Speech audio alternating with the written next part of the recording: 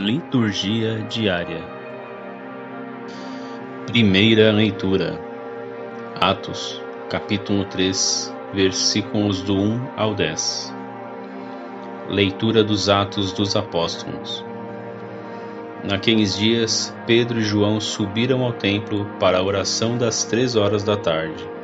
Então trouxeram um homem, coxo de nascença, que costumavam colocar todos os dias na porta do templo, chamada Formosa, a fim de que pedisse esmolas aos que entravam. Quando viu Pedro e João entrando no templo, o homem pediu uma esmola. Os dois olharam bem para ele e Pedro disse: "Olha para nós." O homem fitou neles o olhar, esperando receber alguma coisa. Pedro então lhe disse: "Não tenho ouro nem prata, mas o que tenho eu te dou. Em nome de Jesus Cristo, o Nazareno, levanta-te e anda." E pegando-lhe a mão direita, Pedro o levantou. Na mesma hora, os pés e os tornozelos do homem ficaram firmes. Então ele deu um pulo, ficou de pé e começou a andar. E entrou no templo junto com Pedro e João, andando, pulando e louvando a Deus. O povo todo viu o homem andando e louvando a Deus, e reconheceram que era ele o mesmo que pedia esmolas, sentado na porta formosa do templo, e ficaram admirados e espantados com o que havia acontecido com ele. Palavra do Senhor, graças a Deus.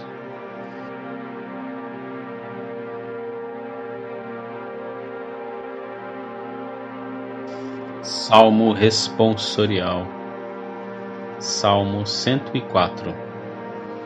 Exulte o coração dos que buscam o Senhor.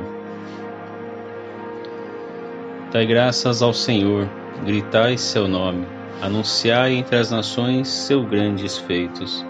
Cantai, entoai salmos para ele, publicai todas as suas maravilhas. Gloriai-vos em seu nome, que é santo. Exulte o coração que busca a Deus. Procurai o Senhor Deus e seu poder, buscai constantemente a sua face.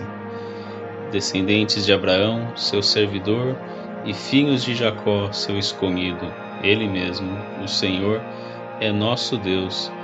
Vigoram suas leis em toda a terra.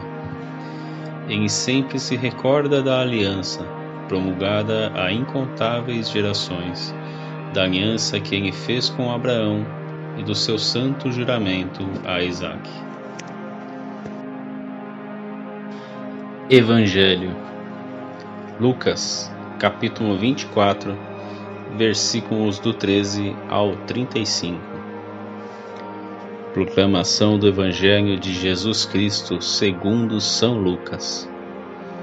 Naquele mesmo dia, o primeiro da semana, 2 dos discípulos de Jesus iam para um povoado chamado Emaús, distante 11 quilômetros de Jerusalém. Conversavam sobre todas as coisas que tinham acontecido. Enquanto conversavam e discutiam, o próprio Jesus se aproximou e começou a caminhar com eles. Os discípulos, porém, estavam como que cegos e não o reconheceram. Então Jesus perguntou: "Que ides conversando pelo caminho?" Eles pararam com o rosto triste, e um deles, chamado Cleofas, lhe disse: "Tu és o único peregrino em Jerusalém que não sabe o que lá aconteceu nesses últimos dias?" Ele perguntou: "O que foi?" Os discípulos responderam: "O que aconteceu com Jesus, o Nazareno, que foi um profeta poderoso em obras e palavras, diante de Deus e diante de todo o povo. Nossos sumos sacerdotes e nossos chefes o entregaram para ser condenado à morte e o crucificaram. Nós esperávamos que ele fosse libertar Israel, mas apesar de tudo isso, já faz 3 dias que todas essas coisas aconteceram. É verdade que algumas mulheres do nosso grupo nos deram um susto. Elas foram de madrugada ao túmulo e não encontraram o corpo dele. Então voltaram, dizendo que tinham visto anjos e que estes afirmaram que Jesus está vivo. alguns dos nossos foram ao túmulo e encontraram as coisas como as mulheres tinham dito. A ele, porém, ninguém o viu. Então Jesus lhe disse: Como sois sem inteligência e lentos para crer em tudo o que os profetas falaram? Será que o Cristo não devia sofrer tudo isso para entrar na sua glória?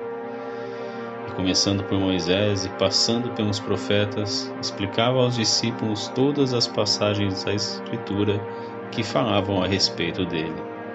Quando chegaram perto do povoado para onde iam, Jesus fez de conta que ia mais adiante. Eles, porém, insistiram com Jesus, dizendo: Fica conosco, pois já é tarde e a noite vem chegando. Jesus entrou para ficar com eles. Quando se sentou à mesa com eles, tomou o pão, abençoou-o, partiu-o e lhes distribuía. Nisso, os olhos dos discípulos se abriram e eles reconheceram Jesus. Jesus, porém, desapareceu da frente deles. Então, um disse ao outro: Não estava ardendo o nosso coração quando ele nos falava pelo caminho e nos explicava as Escrituras? Naquela mesma hora, eles se levantaram e voltaram para Jerusalém, onde encontraram os 11 reunidos com os outros. E estes confirmaram: Realmente, o Senhor ressuscitou e apareceu a Simão. Então os dois contaram o que tinha acontecido no caminho, e como tinham reconhecido Jesus, partiram o pão. Palavra da salvação, glória a vós, Senhor.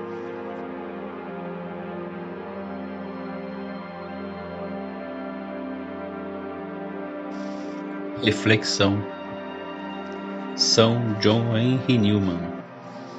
Não ardia cá dentro o nosso coração? Irmãos, compreendamos o que foram as aparições de Cristo aos seus discípulos depois da ressurreição. Elas são da maior importância, porque nos mostram que continua a ser possível uma comunhão desse gênero com Cristo. Com efeito, é este o gênero de contato com Cristo que hoje nos é proporcionado. Neste período de 40 dias que se seguiu à ressurreição, Jesus inaugurou uma nova relação com a Igreja, a sua atual relação conosco, o gênero de presença que quis garantir-nos. Após a sua ressurreição, como estava Cristo presente na sua Igreja? Ia e vinha livremente, sem nada que lhe opusesse, nem sequer as portas fechadas, e quando ele estava presente, os discípulos não se apercebiam imediatamente disso. Os discípulos de Emaús só tiveram consciência da sua presença quando, de repente, compreenderam o impacto que ele tinha tido neles. Não ardia cá dentro o nosso coração? Reparemos bem em que momento se lhes abriram os olhos, no momento da fração do pão. É essa, com efeito, a atual disposição do Evangelho. Quando recebemos a graça de compreender a presença de Cristo, só o reconhecemos mais tarde. Atualmente, só discernimos a sua presença pela fé. Em lugar da presença sensível, ele deixou-nos o memorial da sua redenção, tornando-se presente no Santíssimo Sacramento. Quando foi que ele se manifestou? Quando, por assim dizer, fez com que os seus passassem de uma visão sem verdadeiro conhecimento a um autêntico conhecimento, na invisibilidade da fé.